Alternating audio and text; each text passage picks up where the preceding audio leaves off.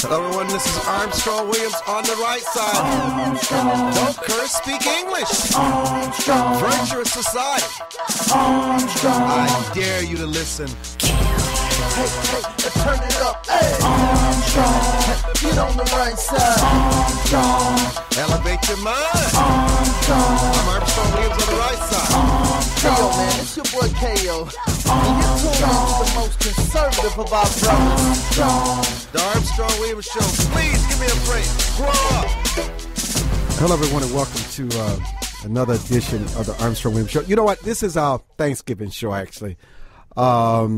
We celebrate, I don't want to call it the 47%. I do not want to get caught up in all that political speak. We celebrate people.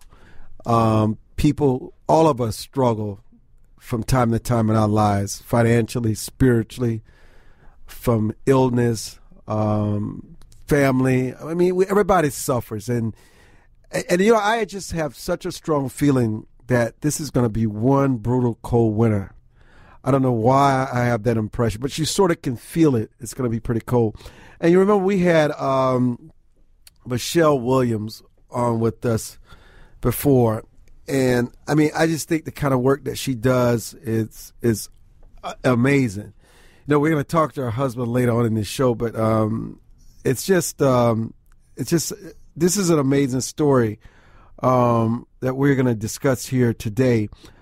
Let me welcome Michelle. Michelle, you know, right where the stars are, that's where you talk, right? You pull it to you a little bit, pull it to you. There you go. And put on your headset because you can really hear yourself. I want to welcome you back to the Armstrong Williams Show, and thank you so much for joining us. Ken and Michelle were married, May 14, 2011? That's correct. Oh, wow. And you were setting into the newness of your marriage when Ken had a massive stroke on August 5th, 2011. And Ken was in great health prior to the stroke, no high blood pressure, none of that stuff. High cholesterol or health issues at all, but it totally changed your life. Yes, that's true. And obviously, no one ever has to tell you what you're thankful for this Thanksgiving. No, not at all. I mean, the first thing being thankful for just my husband's life, that he's here with us, and really, truly thankful for the many people who have come out to really support us and to help with everything we've needed over the last year and a half. It's been a true experience just seeing how other people care. Isn't that amazing? You're just stunned at where it comes from. Strangers. You wonder how they even knew. Right. We have met so many people who have helped us out, including yourself, in so many ways. People who we didn't know previously or who we knew somewhat, but have really just come through for us and really helping. I mean, from people who come and take Ken for his haircut, spend time with him doing, you know, other things. People who come and allow me to be able to get work done and to, you know, attend to other things in our life. And people who come out to have fun with us. That's just so important. You know, it is true. You know, you sometimes can read and watch television and watch these sitcoms, and you also can just forget that the greatest asset are the neighbors and just everyday people that you never read about in the papers, you never see on TV, but just ordinary people that can do some of the most extraordinary things. Mm-hmm. You know, it's amazing how every time that we've needed something that we have truly been blessed and that it just seems to show up. Here comes someone, you know, to help or to give us a referral or to, you know, connect us with someone else who can assist us. So it's just been, I have to say that this stroke, while it was the worst thing that we've ever gone through, certainly together and apart, it certainly has made us stronger and has really deepened my, you know, really faith in the people around us, because we have to come together to help each other. You know, what have you learned about yourself? I've learned a lot about myself. I didn't, I kind of always thought I was strong, but I really didn't know what that meant. But certainly it's been put to the test in trying to manage a marriage that is different than what I had anticipated, but in some ways so much better. So I learned a lot. I have strength I didn't know I had, previously. How did this stroke change your husband, his health, and everything? Talk about that. In terms of his health, the biggest thing that it changed was that he has now some paralysis and weakness on his right side, as well as he has, it impacted his speech. So he has what's called speech aphasia, in that he's not able to express himself or express words spontaneously as they come to his head. So we have had to learn how to communicate a little bit differently. Luckily, we were very close and we know each other very well. So he can read me and I can read him. But I think right now the biggest difficulty is really his speech. We are fortunate in that his memory is still intact. His cognition is still excellent. And so he's certainly aware, and he has struggled to figure out how to communicate.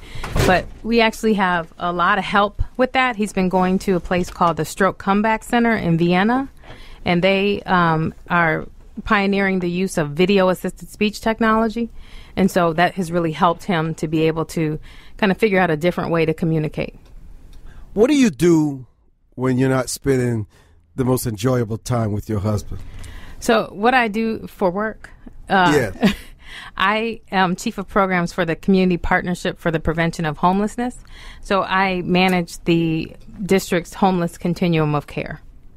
Explain in more detail what that means. So, because I know you're using politically correct terms. So go ahead. So essentially, my agency receives funding from both the district and the federal government to administer homeless service programs, from outreach programs that reach out to people who are on the street, feeding programs, severe weather shelter that we use in the wintertime, our year-round emergency shelter programs, as well as transitional housing, rapid rehousing, and permanent housing initiatives for people who are homeless or formerly homeless. I will tell you, obviously, have you seen the impact of the change in the economy on the people that you serve every day? We've seen the impact in that it's increased our population that was struggling already to maintain housing, especially in the District of Columbia. As we have landlords who, go into foreclosure, who lose properties, that displaces people. And so what we see is people who are not able to secure affordable housing any longer, or who end up being a victim of kind of a foreclosure in that they no longer have a place to live. So how does one qualify? I mean, because obviously somebody could perceive themselves as being wealthy last year, but can fall on hard times. They're in foreclosure. They can't pay. They know it causes a domino effect, and all of a sudden they're about to be put out on the street. So to be eligible for homeless services in the district, you essentially have to be a resident of the District of Columbia. You have to be either homeless or at imminent risk of homelessness, meaning that you're going to lose your housing in a very short period of time without some level of government intervention. And so essentially that means being able to provide shelters for people who need them, being able to provide assistance with obtaining a new housing unit through first month's rent, security deposit. So have you been surprised at some of the people who've fallen into this trap, other than what you're accustomed to? We have seen a bit of an increase in the people who are working, and kind of working sporadically. Maybe they have seasonal employment. It's really been hardest, I think, on those folks who were kind of, walking that fine line of employment anyway, that as the economy, is not so great, those jobs are not as plentiful. And so people then are not able to get work in the way that they used to. So obviously, it's something I want to deal with is the pride and self-esteem of this demographic. People, that's not what they want for their lives. They want to be able to take care of themselves. I'm sure that for the most part, they don't want to have to be in a predicament where they have to be subsidized and taken care of for the government. I'm sure it is a blessed and wonderful day for them where they can really have found the wherewithal the work ethic, and the break and the opportunity to get back on their feet, to provide them for themselves. And they probably just can't wait to leave those circumstances. Yeah, we have a lot of people, and in particular, I would talk about families who, really want to be on their own. Sometimes it is really hard when life has, dealt you a bad hand. It's really hard sometimes to come back from that. And so that's what I always say to people is that people had a choice. This is not where they want to be. We have to help them get back to a place where they think they begin to realize that they can have something else. Talk about situations, some of the backgrounds of people, how they were living before they ended up in the shelter, and how they had to adjust to that lifestyle, because that had to be a shock for them. For some people, I would say, it is a shock if this is their first time, becoming homeless. In some cases, we serve a lot of people who may have been in shelter as a child with their parent and cycle? Are now back. It's a cycle? Yeah. Mm-hmm. The parents never were able to recover and provide a home life for their children? The parents were never really able to provide stable housing for their family, or had a period of their lives in which they could not. And so oftentimes we will see, especially now because we're getting an increase in younger, especially in terms of younger families coming in, and they're sometimes aging out of foster care. Sometimes they just don't have any real support networks that can provide them with, help them with adequate housing or employment. It really is sad in some cases, well, in all cases. But so you're telling me that this could be generational? It can be, and they cannot break the cycle. Yeah, that's what I'm saying, because it becomes very difficult, and I think we have to remember, certainly in the District of Columbia, we're talking about, I think, the second, most expensive housing market in the country. Hold that point. I think it's the most expensive. I'm Armstrong Williams. Michelle Williams. Don't go away. We'll be back.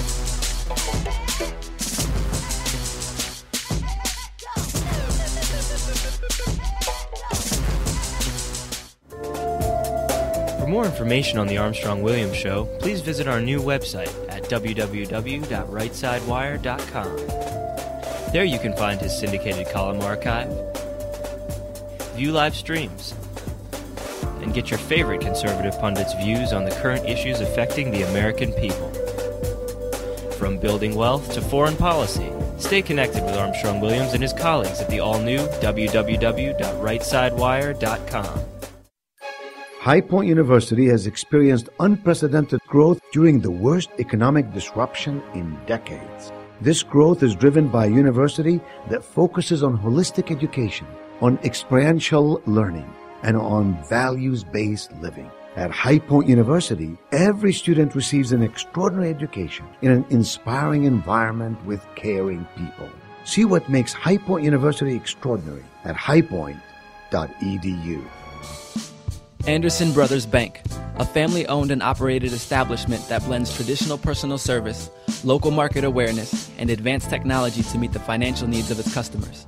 Visit abbank.com or call 843-464-6271 to see how they can assist you with your banking needs. Anderson Brothers Bank, celebrating 75 years of community banking, the way it should be. Stability right in your backyard since 1933. Join the millions of Americans who pursue one of our country's finest traditions, from hunting to sports shooting. Since 1871, the NRA has grown as a service organization involved in all aspects of shooting sports and is a proud defender of the Bill of Rights. Join today to begin taking advantage of exclusive membership offers and discounts, including up to $25,000 in insurance coverage. Contact the NRA today. Call 1-800-672-3888 or visit nra.org. Life is full of unexpected changes. Everyone has potential to do wrong. And when they choose to do it, contact the Bucksell Group for your private investigation needs. TheBucksellGroup.com or by phone at 202-243-9746. Whether there's an instance of a cheating spouse, child custody, process service, or security, don't continue suspecting. Get closure so that you can move on with your life. Visit TheBucksellGroup.com now or call 202-243-9746. If you think it's happening, it probably is. Where heads of state, sports, entertainment, and political celebrities meet. You're listening to Armstrong Williams. Welcome back to the Armstrong Williams Show, and thank you so much for joining us. You know, and I got to tell you something. I do find that, obviously you can tell that struck a chord with me, that just like poverty, domestic abuse, domestic violence, crime and drugs and alcohol, that if someone is reared in this environment, while we often read about the best case scenario where someone breaks that cycle and stop that pathology, you're also saying that there are those that are not as fortunate to do so. Right. There are those that are not quite as prepared to move past those things in their life. And let me just stop. Let me tell you why I'm having trouble with this. I'm having trouble with this because, and correct me if I'm wrong, because I don't want to stereotype or misrepresent what you're saying, is that some young people, through the nourishments of the parents and how they grow up, and no matter where they go to school and what they're exposed to, are never prepared for life on their own. That's very true. And a lot of times they end up having families of their own before they really learn those skills, before they figure out how to kind of take care of themselves, make a living and provide housing for themselves. They end up being parents, which adds just tremendous additional responsibility. And it's very hard for people to manage childcare, to manage, trying to finish school, trying to look for work, at times if they don't have the support network around them. Do you ever think that the government's safety net is a trap in the long run for many? That while it may serve a good purpose, in the end it could be a trap that locks people up for a lifetime because they know it's there? Because they don't know how to just take advantage of it and move on. They realize it's something, because of their own upbringing, their own mentality, it becomes the noose around their neck. No, I don't think so. I actually think that it is the role of a responsible government system to have an intervention that changes, an intervention that develops, and an intervention that empowers people to see beyond their current circumstance. And I think that, in planning, I think, some social services have evolved, right? So we're not talking at this point about kind of just good faith kind of service that churches provide, that a government may provide. It's really beyond that. It's about helping people see something different and have a system that supports them as they move toward higher level goals. But what is that support? Well, I think it has to support. And I'll give you a very good example. We are on November 26th opening up the district's first integrated service center for the benefits of the Economic Security Administration, TANF program, that'll be co-located with homeless services in the same building. And so what that's going to allow us to do is to really tie together the plans under the district's TANF redesign efforts, specifically targeting people who are applying for shelter in the district and getting those folks on a path to self-sufficiency. I have to tell you,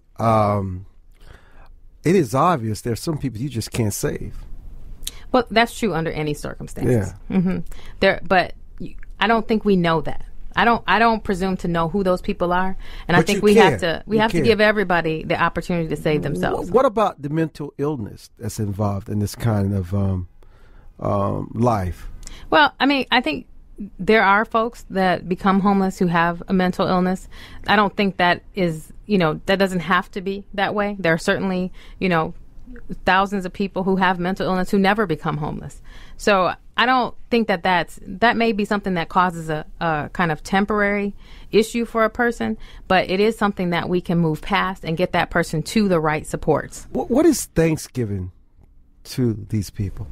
I think Thanksgiving is what it is to all of us, an opportunity to enjoy the company of others.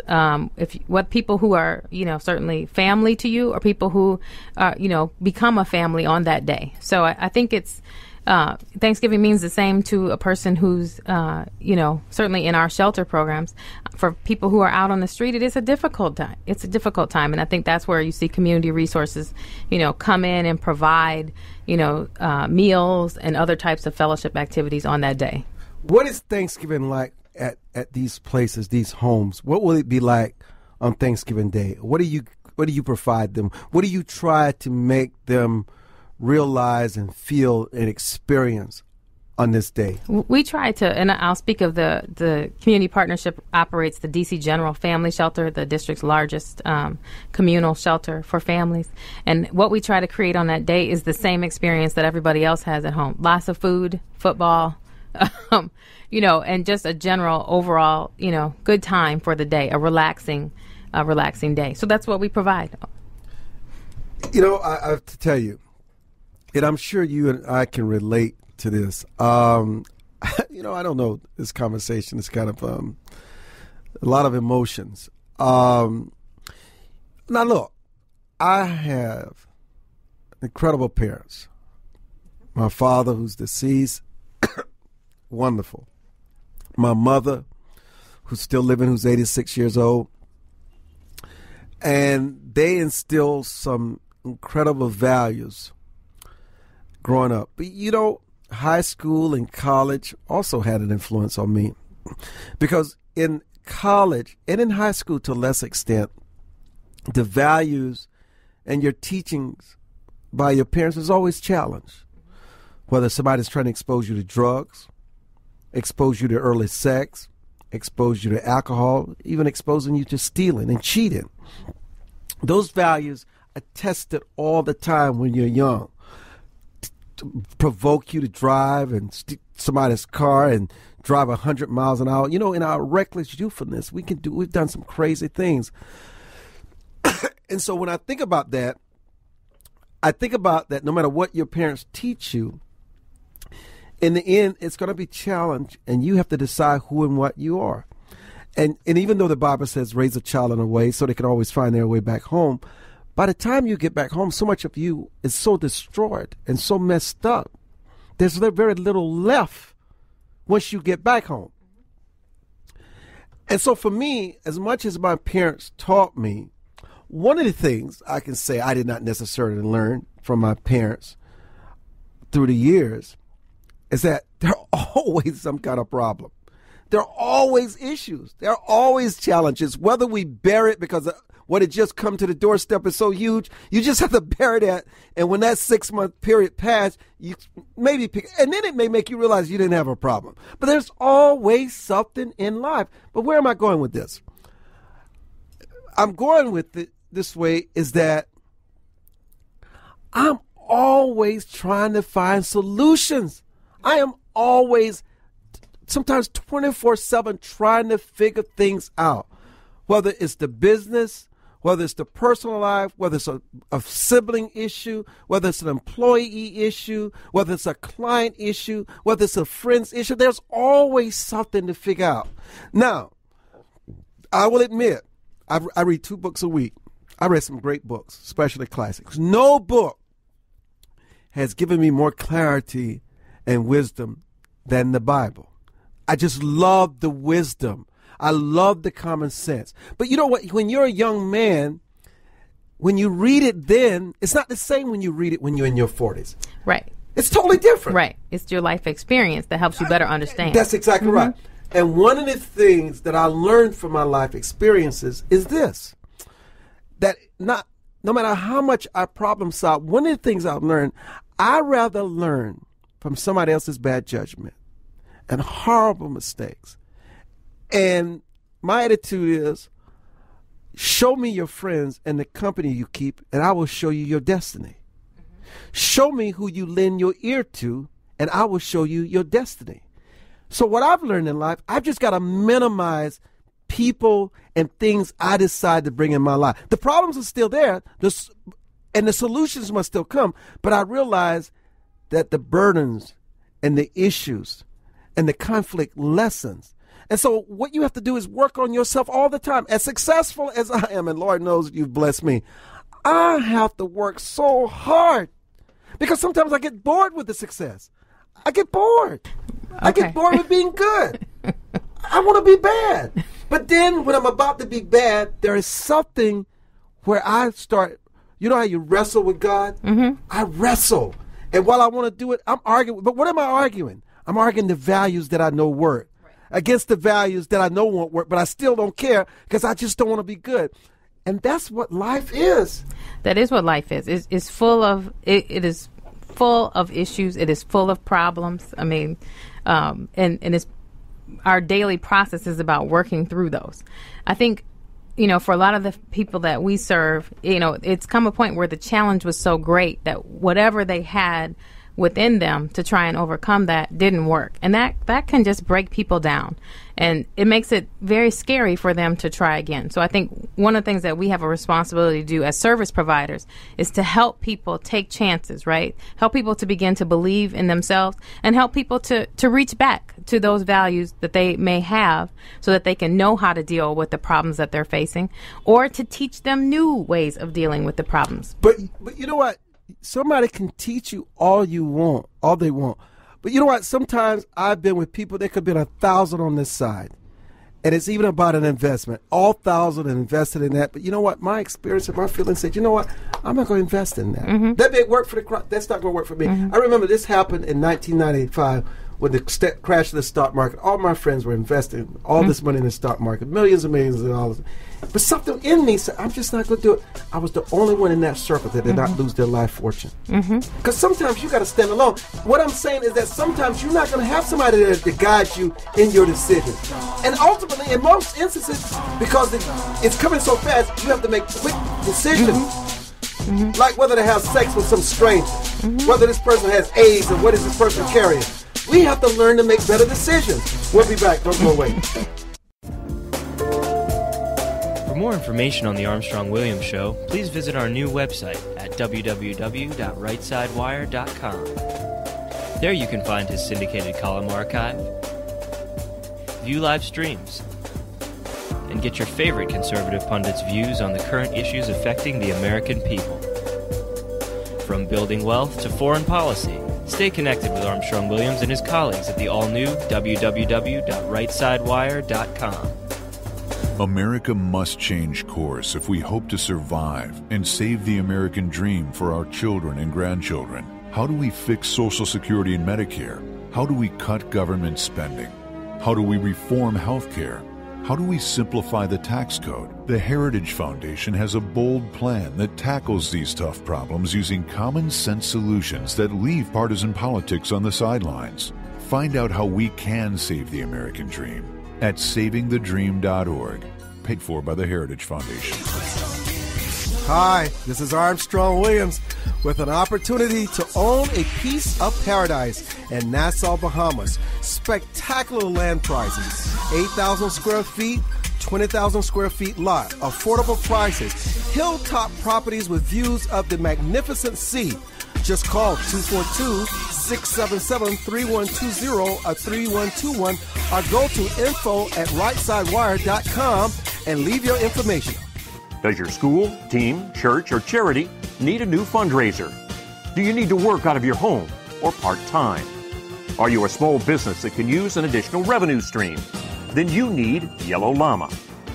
Do you need affordable web services or tools to enhance your existing business? Are you a graphic artist who wants to create a revenue stream with your art but not get ripped off? Then go to www.yellowllama.com. Join the millions of Americans who pursue one of our country's finest traditions, from hunting to sport shooting. Since 1871, the NRA has grown as a service organization involved in all aspects of shooting sports and is a proud defender of the Bill of Rights. Join today to begin taking advantage of exclusive membership offers and discounts, including up to $25,000 in insurance coverage. Contact the NRA today. Call 1-800-672-3888 or visit nra.org. Where heads of state, sports, entertainment, and political celebrities meet. You're listening to Armstrong Williams. Say what you were saying to me, Michelle. You're right. There is something, even if I don't remember what it was, that was taught to me as a child that kicks in. You're right. Right. It's the example of what I think we don't always realize that we're getting from our parents is really by the fact that you didn't know there were problems tells you that your parents were very effective at working those out. And a lot of times people don't have that experience, right? So they don't have that to pull from. And we have to help them gain that experience within themselves, because they didn't necessarily see it. They didn't see someone who was effective at solving problems, dealing with job loss, dealing with, medical crises, whatever may take place, on any given day. So, I think when I think about where social services has to develop to, it is to that point of teaching and empowering people so that they have the skills to take care of themselves. And it's really not about them. I mean, I always say this all the time, that in our work, it's not about the adults that are coming in. It's really about how do we help this parent be a better example for their children? How do we show them how to solve problems so they can show their children how to solve problems, so that we don't see a repeat of this in the next generation? And that's what you inspired in me, because what I'm saying today, I've never verbalized before. What you're telling me about these kids being in the same situation their parents in, they were never taught how to solve problems, how to work things out. Even in the work, what you had to do in the first week of your husband's stroke could have been life or death or cripple for life. Yeah. You had to make, real decision. Mm-hmm. You had, because he trusted you, and I don't know all that you've done, but his life, his ability to move, to function, was in your hands. And you were getting all kind of advice, but in the end, you had to do the frightening thing. Mm-hmm. Yeah. Make decisions. Right. And I think that is a perfect example, because that is a situation in which making a decision was the most, frightening thing I've ever had to face. I mean, the idea of, someone saying to me, the doctor saying to me, if we don't do this, we think he will die. And having other parts of the medical team say, we don't think this needs to be done. How do I make that decision? How do I decide someone else's life? And that's where, in the end, as I told you before, it came back to him. Luckily, we were blessed that he understood what was happening, and we could communicate, and we could make that decision together. But I know that not everybody, but you had the wisdom to, even in the state that he was in, to trust what he was saying. Mm-hmm. Some people could say, he just had a stroke. He's not in his right mind. He doesn't know what he's talking about. But you did not reduce him to that. Right. In fact, that's exactly what the doctor told me. I said, well, I need to discuss it with him. And the doctor said to me, he can't make the decision. He can't understand what's going on. And I said, yes, he can. And we ended up, the doctor left. I said, you can test him. And the doctor gave him a set of instructions about, close your eyes, open your eyes. And he followed them. And he said, oh, okay. So I was like, we're going to make this decision together. And if not, he and I and our family, so we couldn't, it was very difficult because you didn't want to rush into a decision. But, time was of the essence, right, in terms of saving his life. So, all you can do is pray, right, and take the best that you have available, the best information, and make the decision. Imagine this. I don't know why my spirit is taking me to the war zone. Imagine men at war. Mm-hmm. Yes. And the enemy approaching. And they've got to make quick decisions. Yes. And their brethren, that decision could cost the entire brigade their entire life. Just a one, and it happens. And imagine if you'd gone to bed the night before and you were drinking and you're not in your right mind, because sometimes we do things the night before because we don't know what we're going to face the next day, and because we would have made a different decision. That's why when I'd stay away from the alcohol and the drugs, because I'm telling you, Michelle, this is one of the best Thanksgiving conversations I had. The issue is that, and we are saying it, we make decisions all the time. We may see the people in the homeless shelter. We may see the people on the street. We may see the people struggling. We may even think about General Petraeus and his mistress. But the bottom line, he made a decision. Right. Exactly. That's what it boils down to. He decided against something that he knew. And he may have gotten away with it for a while. Mm-hmm. But it cost him. Mm-hmm. And when you look at most people's lives, the things that happen to them, it's because of the decision they made. Right. Exactly. It's exactly. I mean, I don't think, I don't think there's any issue that we face. And I tell my cousins and stuff growing up that everything that happens to you in life happens because of something you did or something you didn't do. Right. And you can't always know, what the outcome is going to be. But when you get there, all you can do is deal with it and make the next decision differently or in a better manner or think it through a little bit more. But it is all up to us to a certain extent, but like I would say for everybody, we all need some help sometimes figuring out what that right decision is or how to look at something from a different perspective. And, that's what I think as a community have a responsibility to provide for each other. I never realized the strength and the courage and the wisdom it takes to make decisions. Right. Mm-hmm. I never really reflect. I was talking to someone today. This guy, they build the Disney resorts all over the world. And he had been telling me this before. I met his mother-in-law. I didn't even realize that his wife, those were her parents. Mm-hmm. I met them as a young man in my early 20s, the parents, in South Africa. And we were in a life and death situation. Wow. Yes. Mm-hmm. Everybody knows the story. I almost died in South Africa. But anyhow, they were all adults. And I'll never forget, they couldn't make decisions because they were scared to death. And I can understand why. But I made a decision. Even as a young boy, I just, this is what we're going to do. We're going to do this, da-da. And I said, no, this is what we're going to do. And they followed. And here we're all, and we lived. And we were dodging bullets. Mm-hmm. But anyhow, he called me. He had been calling me when I'm broadcasting so I couldn't talk to him. So he did call me today. And we're in this conversation. And he reminded me that his mother, who's in her 80s now, blind, he mentioned my name. And she said, oh, my God, I remember that young man in South Africa. He said the things she said was so amazing about the strength. And then I realized in listening to this, we have been making tough decisions.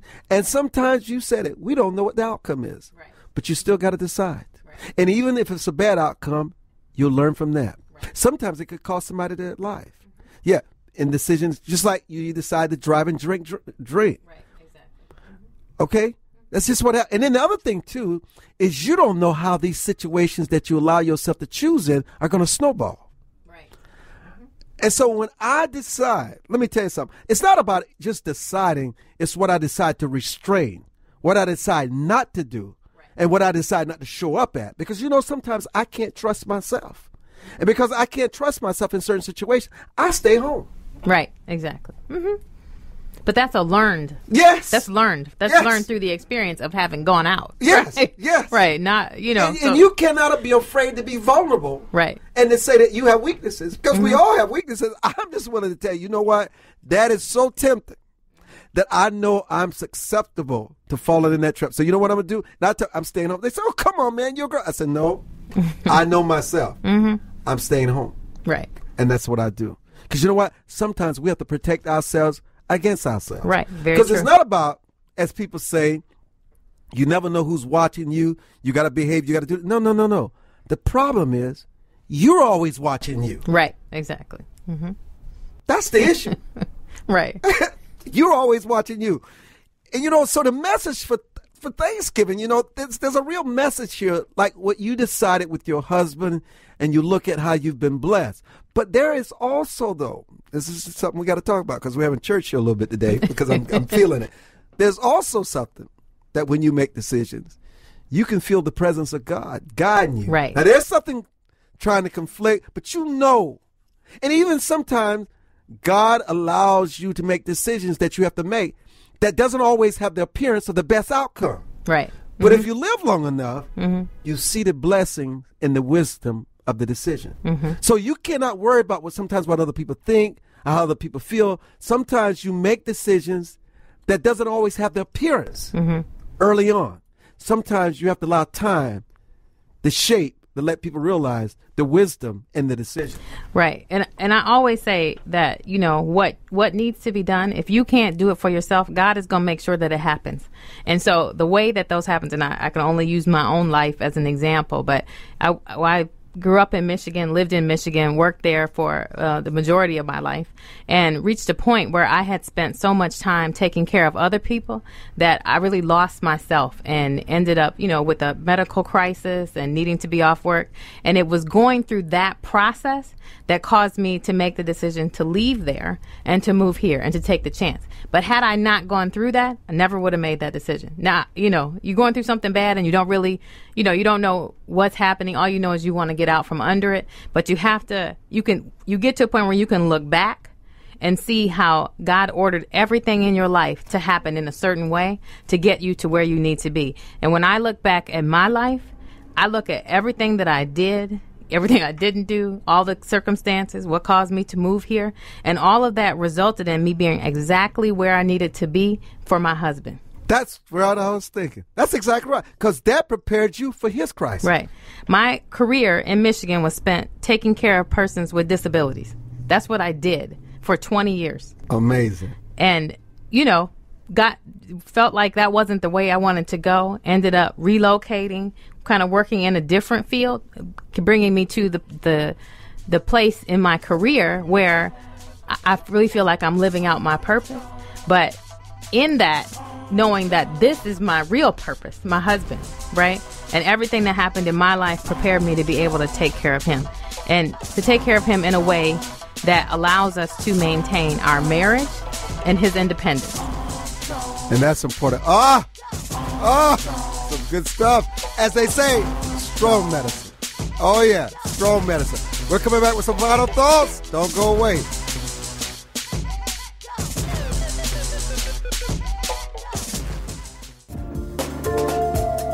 For more information on the Armstrong-Williams Show, please visit our new website at www.RightSideWire.com. There you can find his syndicated column archive, view live streams, and get your favorite conservative pundits' views on the current issues affecting the American people. From building wealth to foreign policy, stay connected with Armstrong-Williams and his colleagues at the all-new www.RightSideWire.com. Anderson Brothers Bank, a family-owned and operated establishment that blends traditional personal service, local market awareness, and advanced technology to meet the financial needs of its customers. Visit abbank.com or call 843-464-6271 to see how they can assist you with your banking needs. Anderson Brothers Bank, celebrating 75 years of community banking, the way it should be. Stability right in your backyard since 1933. High Point University has experienced unprecedented growth during the worst economic disruption in decades. This growth is driven by a university that focuses on holistic education, on experiential learning, and on values-based living. At High Point University, every student receives an extraordinary education in an inspiring environment with caring people. See what makes High Point University extraordinary at highpoint.edu. Whether it's their impact on prison guards, law enforcement officials, business executives, employees, or marriage and relationships, Lorette is dedicated to changing the individual and institutions around the globe. Lorette's diverse network and training courses can help provide you with the tools you need to both wisely and confidently lead, manage, and supervise yourself as well as others. Lorette Business Network, a proven system for achieving success in your business and life. Please visit their website and begin this life-lasting journey with Lorette today. www.lorette.org. To travelers along the road of life who have fallen asleep at the wheel, to the many who woke up in time to avert disaster and get back on the righteous path. For the ones who crashed and survived and now adhere vigilantly to a virtuous and righteous path. Finally, Armstrong-Williams' much-anticipated new book, Reawakening Virtues, gives his insights into these daily challenges and much more. Reawakening Virtues is available in bookstores and at Amazon.com. Where heads of state, sports, entertainment, and political celebrities meet. You're listening to Armstrong-Williams. And welcome back to the Armstrong-Williams Show. What do you say to people that are struggling to find, as you did, their true purpose in life? I really say to you have to sit back and evaluate whatever's happening. Right? Because in everything that happens, there is something good that's going to come out of it. But sometimes it takes just a little bit of work to be able to see it. So I always say to people, reflect on what happens. And if that means you have to reflect every day, if you have to reflect every 3 hours, but figure out what's happening. Where can I go from here? What am I supposed to be learning from this? And sometimes it won't always be clear, but you kind of have to let things flow. And do the best you can to manage them. But, it's really not all the time till you get to the other side do you really see what it was for. I don't think people understand, though, the patience, the heart, and the sacrifice it really takes to take care of someone. Mm-hmm. Not everybody can do it. Not everybody can do it, right. Mm-hmm. What does it take? It takes, I would say this. It takes, in our case, it takes love. It's the love that I have for him that drives it. And, because we had common dreams, we had shared that. We know where we were headed as a couple. So I think it's the love that makes it certainly easier, but it's certainly being a full-time caregiver, making decisions, that you have to make. I mean, one of the things I always say that is a little bit stressful is that, now I'm the only driver in our household. So small things become much more difficult, and figuring out how to, ask other people for help, and to not be afraid to do that, really helps me. But I think, it is something you have to look deep within, but I think that goes into really any decision. I mean, when you think about who you decide to marry, that should be a decision that causes you to look deep within yourself and say, is this right for me? And, in our case, it was the right thing, and it was the perfect marriage, in terms of, we had both had no idea what was going to happen, but, we were the right supports for each other. And I don't want to say that in that, because I think that the thing to realize is that the decisions that my husband had made in his life are, allow us to be okay now. So whether that was financial decisions, it's what he was working toward that causes us to be able to survive at this point. So it's not a situation when I'm the only one, doing things. And even in our day-to-day lives, what he does for me, is what keeps us going, and it's not everything that he would want to do all the time, but he does a lot of things around the house that make life easier for me, because he knows that I have to go to work and I have to, do all this other stuff. So he does everything he can to help care for me. And so it's mutual. So, and we're fortunate in that, because that's not always the case for people. Talk about the progress he has made since the stroke to where we are today. He's made really great progress. When he first came home, he was using the wheelchair more, and has now really advanced in terms of using the cane. And sometimes I look at him walking, and he's just really carrying the cane in case he needs it. He's not actually using it to walk.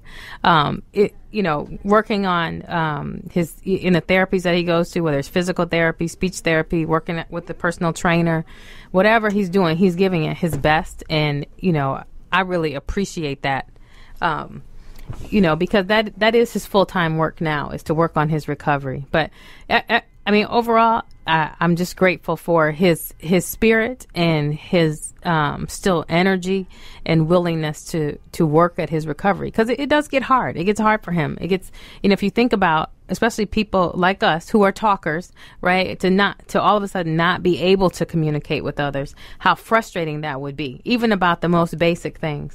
And so, to really be a person who can work through that and who can find alternative ways to communicate, that takes an inner strength in him that that I admire. What are some of the things that he can do well now? He can do most everything well. He does, and certainly in terms of his, personal care and things like that, he's very independent. He around the house, he is, he does all the laundry. I don't do any laundry. So he takes care of all of that. We have, a pet, companion animal. And so he takes care of her, and that's kind of his daily thing. The thing that I found out when I went to go vote, was how well known he is in our community, in our complex, because I was in line with a lot of my neighbors and we had a lot of time to talk. And, it turned out everybody there knew him and knew the dog. And I had, these are people who I had never seen. So, and everybody had positive things to say, and to say, he's so happy, and, he's doing so much because he, is always, clearing out stuff and hauling it out on we have a cart, taking stuff out to the trash or whatever. He does everything he can to help me and really to help anybody, in our community. And so I always say, because one of the things that he does to communicate is he takes pictures with his phone. And so every day when I come home, he has pictures to show me of what's taking place. And so he keeps an eye out on the neighborhood, right, on the community, to make sure, if there's a car that got broken into, or if there's, something unusual was happening, he's keeping an eye on that. And he's, communicating that to other people, too, besides me, which is very good. So, but the other thing is that he's learned to take advantage of other things that can help him communicate. Oh, definitely. And convey a message. Mm-hmm. Yeah, definitely. Technology has helped a lot. And, certainly what he does with the video-assisted speech technology, is good at helping him, being able to communicate his needs and wants. One of the things when he goes to the Stroke Comeback Center, they do community outings where they're going out and ordering food. He can record scripts where, if he has to call me at work to ask for me, he can call and invite somebody out to lunch, all those type of things that help him communicate in, a normal fashion with the world around him. Wow. So, how much of an impact do you think that this economy is having that's increasing displaced families?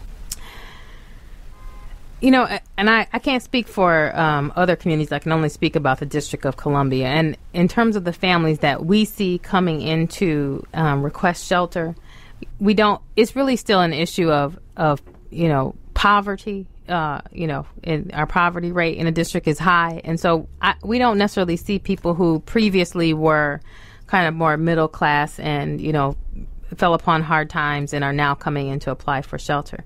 Now, I think the impact on our community is where those folks may have been able to help other people, help other family members who stayed with them. They no longer are able to do that. So that's really the impact on the people who we see, is that the support networks that may have been in place for them previously are not there because those people are, suffering or, don't have the means to assist any longer. And that's where I think you see the biggest impact. Not that we see, those folks coming in to apply for shelter, because, frankly, people who, maybe are in that situation have the ability to make other decisions and maybe the means to relocate from this area. We talked about the expense of the housing market here. And, some people, if you run into hard times, may choose not to stay here because it is really expensive. And I said too expensive, but it is extremely expensive. And so, I always think about, and certainly in what we've gone through, we had to think about, what works. And, certainly we considered, should we stay here? Should we, move back to Michigan where, we have other supports? Should we move to New York where his family is because we need other support? And in the end, because we are doing well here and because my work is here, we stayed. But people who can make it, it's better for the marriage. I'm sure it is, right? Yeah. But there's a lot of folks who can't do that, right? Exactly. Yeah, mm-hmm. Right. And I know, Ken doesn't, he doesn't want that. We talk about it, and he's, he doesn't want that. He wants me to continue to do what I want to do. So, and to progress, career-wise and in other ways. But, yeah, I mean, people who I think, can make choices about where they live, may choose not to stay, in a place where it's more expensive. For the same reasons people choose to live in Maryland or Virginia and not in a district. Well, I cannot thank you enough. Because you know what? You have these interviews and you sit and talk with people. And people ask, what if they said that is different? And we said a lot of stuff tonight that is really different. People have got to just choose wisely, and you need a support system. Mm-hmm. You really need a support system, whether it's your spouse, it's your family. And you'll find that support system is a short line. Mm-hmm. People want to do things, but they just can't. Right. They don't know how. And sometimes they can make things more complicated than what they are. Mm-hmm. But, we salute you for what you do. And, but the example of a godly woman, a good spouse, and all marriages have their challenges. But you know what? You got to know when the Lord has blessed you. Mm-hmm. Exactly. That he's given you something special. And he's given you both something special. And, that's why you can smile. Because no matter how bad things may go at the job and the situations you may hear about that may almost bring tears to your eyes, you always know what you got to go home to. Mm-hmm. Somebody that loves you for you unconditionally. Yes, that's right. You know, so is there a website address for the homeless? For the shelter? Well, our website is www.community-partnership.org. And so certainly our contact information is on there if people have questions or want to make donations to the shelter. I got to stop calling it a homeless. That's not the proper etiquette. Community center. Community partnership, right. Thank you. You need to work on me on that one. Take care, everybody. Happy Thanksgiving. Happy holidays.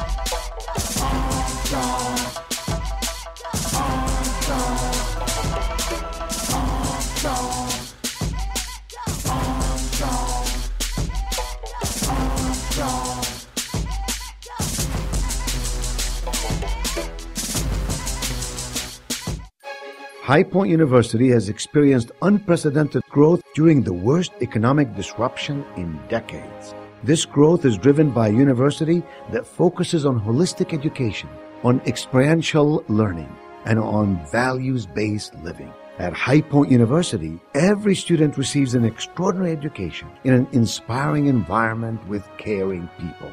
See what makes High Point University extraordinary at highpoint.edu.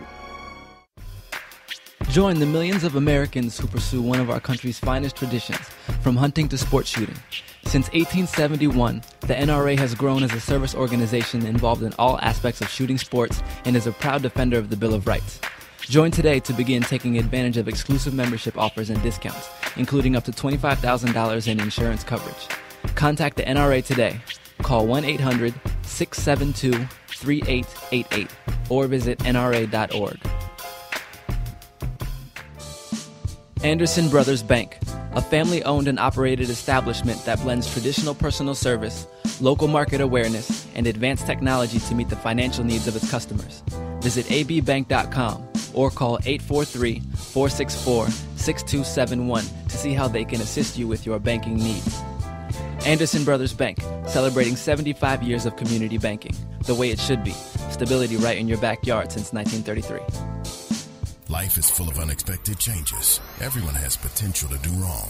And when they choose to do it, contact the Bucksell Group for your private investigation needs. TheBucksellGroup.com or by phone at 202-243-9746. Whether there's an instance of a cheating spouse, child custody, process service, or security, don't continue suspecting. Get closure so that you can move on with your life. Visit TheBucksellGroup.com now or call 202-243-9746. If you think it's happening, it probably is. America must change course if we hope to survive and save the American dream for our children and grandchildren. How do we fix Social Security and Medicare? How do we cut government spending? How do we reform health care? How do we simplify the tax code? The Heritage Foundation has a bold plan that tackles these tough problems using common sense solutions that leave partisan politics on the sidelines. Find out how we can save the American dream at savingthedream.org, paid for by the Heritage Foundation. Does your school, team, church, or charity need a new fundraiser? Do you need to work out of your home or part-time? Are you a small business that can use an additional revenue stream? Then you need Yellow Llama. Do you need affordable web services or tools to enhance your existing business? Are you a graphic artist who wants to create a revenue stream with your art but not get ripped off? Then go to www.yellowllama.com.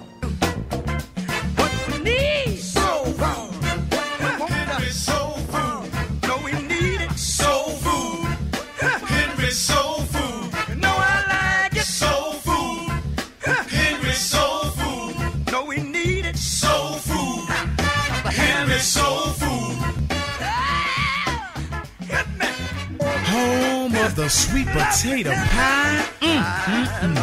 Even the keenest taste buds will tell you the best food on the planet. Large enough to serve you and small enough to know you. So get the Henrys at 5431 Indian Head Highway, Oxon Hill, Maryland, or give us a call at 301-749-6856.